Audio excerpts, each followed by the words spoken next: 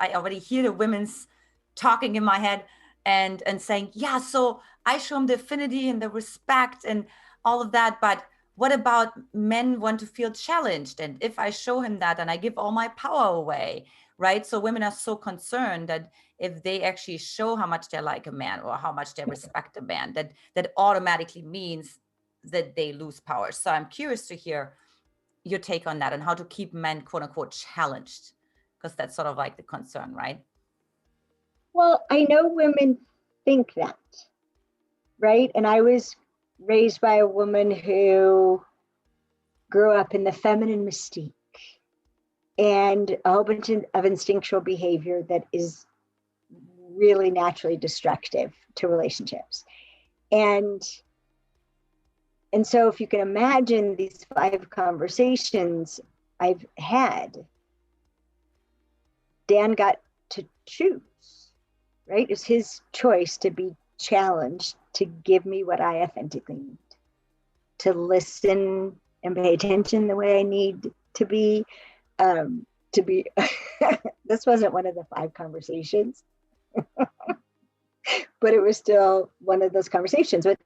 So the don't ask, don't tell, don't speak up about what we need. I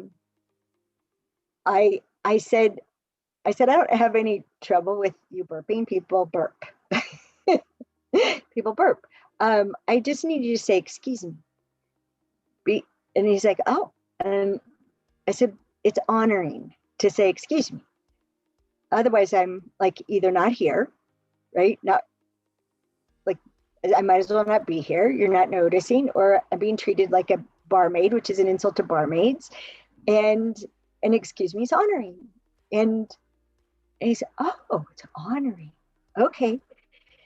And then I swear to gosh, I'm so tempted to just feed him carbonated beverages because he'll burp and go, excuse me. And he sounds like a 7-year-old boy. And this is a 6-foot tall, manly man, an athlete, right? Excuse me. And he's so cute, right? And I just fall in love with him. Like, okay, burp some more. Because that excuse me is the most adorable excuse me ever. And he's just being honoring. Excuse me. And he's there's no lesser power on his side at all. He's not emasculated in any way. But it's another rising to the occasion. And what men taught me is making a woman happy and giving her what she authentically needs. That is enough of a challenge. Do not make the challenge being figuring out what the heck will make her happy and what the heck she needs, and have him lose and lose and lose and lose again in the trying to figure out. That's the mistake women make, is they don't get to win on the way to winning. We think like if they really loved us, they figure it out. No, we're too different. Men try to figure it out, and that's how they fail. They figured out, well, what would I need? What would I want? And so a woman's upset, right? She's really upset. And he's like, oh, okay, give her space. I just give her space. Stay away. Give her space. Because that's what he wants when he's upset. He doesn't want to offend anyone. He doesn't want to break anything. He doesn't want to hurt anybody's feelings. He wants to get a grip on the emotions. So he just wants to be let alone to calm himself down and figure it out without any pressure or attention. That's what he wants when he's upset. So right. What does he give a woman? Yeah, he leaves her alone. What does that do to her? It makes her more upset. So it's abandoned and abandoned, right? Betrayed. I mean, it just makes it worse. And so we have opposing instincts, and we think anticipation is love. No, anticipation is what human beings had to do before they had words. We're adults. We have words, right? So do ask and to tell. And then the challenge is for him to deliver instead of the challenge to figure it out. Right. The challenge is for him to choose. Does that work for him? Yeah. Because it's what I'm always telling everybody. Honor yourself first or all is lost. can you do this for me without sacrificing who you are? Because if you have to sacrifice yourself to give me what I need, we're not a good fit. This isn't right. And I don't want you to sacrifice yourself. And that's the problem with human instinct. We actually want the other person to sacrifice themselves. We're fine if they sacrifice themselves as long as we get our way. And that's why relationships they're doomed, because they're run by human instincts. And until we know what the instincts are and we can see when we're in instinctual behavior, we have no choice. We're just compelled. In every relationship, no matter how wonderful a person is, it's going to turn out the same. And this how you destroy your chances with quality men, because women always tell me, I just need to meet quality men. I just need to go to the right places to meet quality men. But actually what you just described shows like... Yeah, and guess what men think? Say that again? Yeah, and men think they just need to attract a quality woman. Absolutely. Both men and women think if I just meet the right person, it's going to turn out. No. Wonderful men and wonderful women do not make wonderful relationships because they still have human instincts. And wonderful relationships come from making extraordinary choices. I'm not kidding. Extraordinary.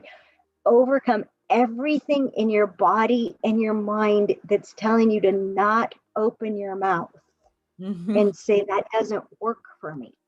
Right? Like, just notice even thinking about doing it. And so both men and women finally say that something doesn't work with that for them when they're so angry that the anger is bigger than the fear. The anger is bigger than the potential loss. The anger is bigger than the clenching in their jaw that won't even let it open. When the anger's bigger, then we finally speak up, and it destroys everything because anger is destructive. And then we think the problem was that we spoke up. No, the problem was we didn't speak up soon enough. We didn't speak up when it was just an irritation. Just a, you know what, long term, this isn't going to work for me. No, 30 years from now. And I mean, I learned this the hard way. It was our 20th anniversary. And every couple of days, Greg would do something, and in my head, I'd hear, not for another 20 years, not for another 20 years. And so every couple of days, I was saying, honey, this has got to change. We need to make a deal because I'm not going to put up with this anymore. And he's like, ah, right? So like, this happened for like over a month, every few days, right? But after a while, I realized I didn't have to wait 20 years. So much of the behavior was obvious in the first 6 months. It was obvious in the first 2 years. I could have said not for another 2 years. I could have said not for another 20. I could have said not for another 50 years at 6 months. No, I'm not going to do this. We're going to be together. This has got to change. And I don't know. And it gives the other person permission. I mean, I don't want people to think that I'm just running Dan around or Greg around. Like, Dan gets to ask for what he needs, and he's learning to say, if I had it all my way. Yeah. Which is adorable. When he says, well, if I had it all my way, my heart just leaps. He's going to tell me the real stuff. Yeah. That if he had it all my way, he's telling me what he really needs. That's so awesome. Which is how you have to be when someone tells you what they need. You have to really appreciate that they told you, because it takes courage.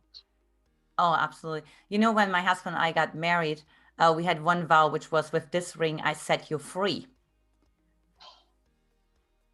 And that summarizes up what you said. That it was about, like, I'm going to make sure I'm going to advocate for the needs that you may not even express yourself. Right. And the people didn't know, wait, am I? Yeah. You know what I mean? Am I in a wedding, or am I, you know, what's going on? How are you free in a marriage? I was like, let's try that on for the rest of our lives. Oh, I gotta share this. I gotta share that. I feel about that. Yes. Yes. It's great.